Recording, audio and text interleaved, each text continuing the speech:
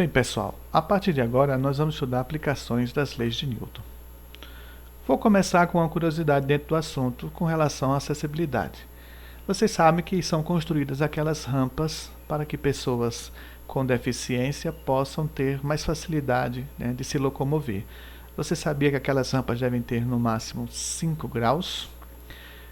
Com essa fórmula que estamos colocando aqui para vocês, vocês podem calcular qual deve ser o comprimento de uma rampa. O comprimento C é igual à altura H, a altura da guia, multiplicado por 100, dividido por 8,33. A título de exemplo, se uma guia tiver 12 centímetros de altura, então a rampa deve ter 144 centímetros de comprimento, ou seja, 1,44 m.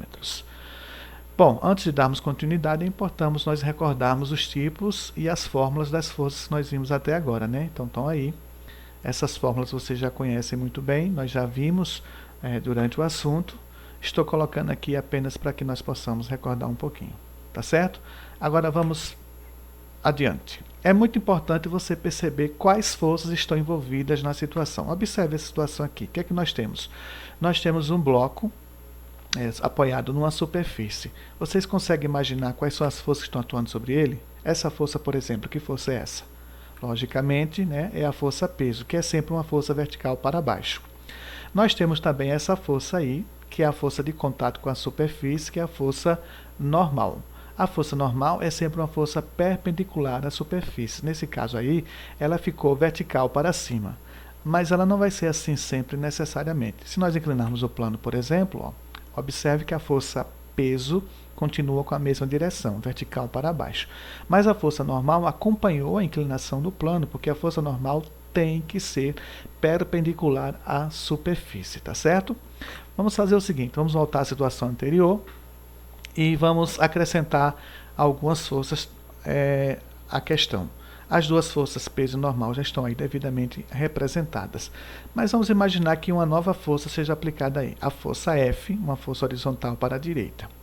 Ao aplicar essa força, ela provoca uma outra força, que é a força de atrito. Não confundir atrito com força de atrito. O atrito sempre vai existir no contato de duas superfícies rugosas. Só não vai existir se as superfícies forem lisas, mas na natureza não existe nenhuma superfície 100% lisa. Alguns problemas podem até desconsiderar o atrito, tá certo? Mas não confunda o atrito com a força de atrito. A força de atrito só passa a existir quando o corpo passar a ter a tendência de deslizar, de escorregar. Então, a partir do momento que eu apliquei a força F, o bloco aí passou a ter a tendência de deslizar para a direita. A força de atrito tem sempre o sentido contrário ao da tendência de deslizamento, então nesse caso para a esquerda, ok? E essas são as forças que atuam nesse bloco. A força resultante poderia ser calculada dessa forma. Força resultante igual a força F menos a força de atrito. A força peso e a força normal não entraram no cálculo porque elas se anulam, e elas têm direção perpendicular ao do possível movimento, então elas não interferem no cálculo. No caso do plano inclinado, voltando à situação do plano inclinado, observe a força peso e a força normal. A força peso continua sendo vertical para baixo, a força normal acompanhou a direção da superfície, portanto ela é perpendicular à superfície. Nesse caso, nós vamos ter que apelar para as duas componentes da força peso, que é a força Px, que é paralela à superfície, ela é paralela à superfície, e a força Py, que é perpendicular à superfície. Nesse caso, a força peso sai de cena e a gente trabalha apenas com as forças Px e Py, tá certo? Como vocês podem notar bem, esse bloco tem a tendência de descer, de escorregar para baixo. Então, isso provoca um atrito para cima. Nesse caso, a força resultante seria igual à força Px menos a força de atrito. A força normal e a força Py se anulam, portanto, elas não interferem no cálculo, ok?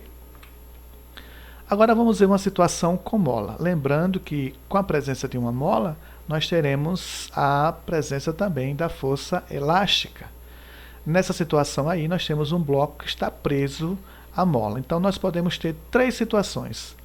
A mola na sua posição original, então não exerce força nenhuma, ou a mola sendo esticada ou comprimida. Vamos primeiro verificar as forças que estão atuando, né?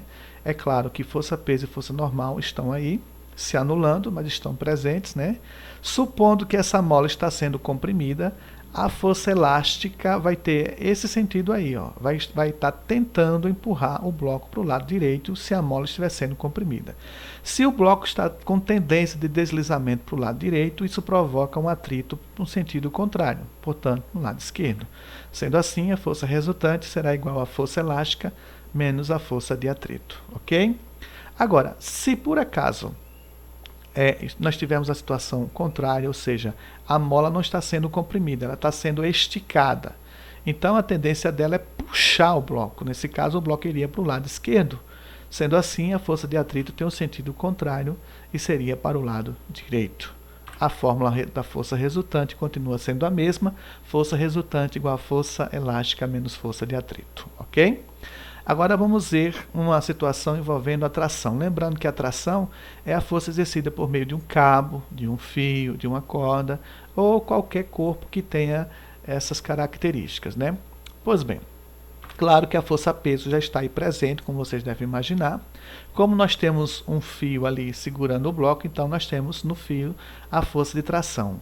Essas são as únicas forças atuando nessa situação, nesse caso. É uma situação de equilíbrio, portanto, na situação de equilíbrio, a força resultante, que é igual a, nesse caso, peso menos tração, vai resultar em zero, por ser uma situação de equilíbrio. Isso significa que o peso é igual à tração, ok?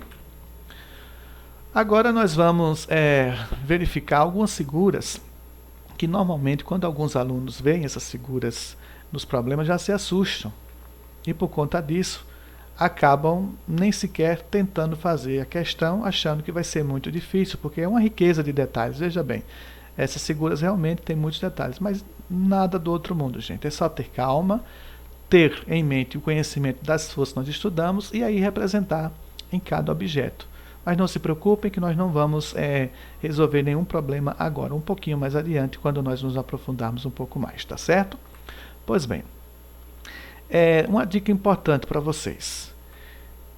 Sempre devem verificar se a situação é de equilíbrio ou de aceleração. Quando é que a situação é de equilíbrio?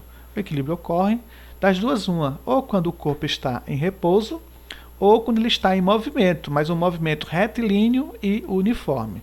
Sendo uma situação de equilíbrio, sabe o que acontece? As forças de um lado são sempre iguais às forças do outro, ou seja, as forças do lado direito iguais às forças do lado esquerdo, ou as forças de cima iguais às forças de baixo, dependendo da direção que são aplicadas. É como um cabo de guerra, né, gente? Num cabo de guerra em que nenhum dos lados consegue vencer. Há um total equilíbrio. Se um lado não consegue vencer o outro, então a situação é de equilíbrio. Agora, quando é que vai haver aceleração? Quando as forças que atuam em um dos lados conseguirem vencer as forças que atuam do outro lado. Aí, nesse caso, nós não vamos dizer que as forças de um lado são iguais às forças do outro. Nós vamos utilizar a fórmula da força resultante, que vai ser igual às forças mais fortes menos as forças mais fracas. E assim a gente consegue equacionar os problemas. Ok? Então fica essa dica aí para vocês. Não deixem de assistir às nossas aulas seguintes, porque terão a continuidade desse assunto. Ok? Até lá!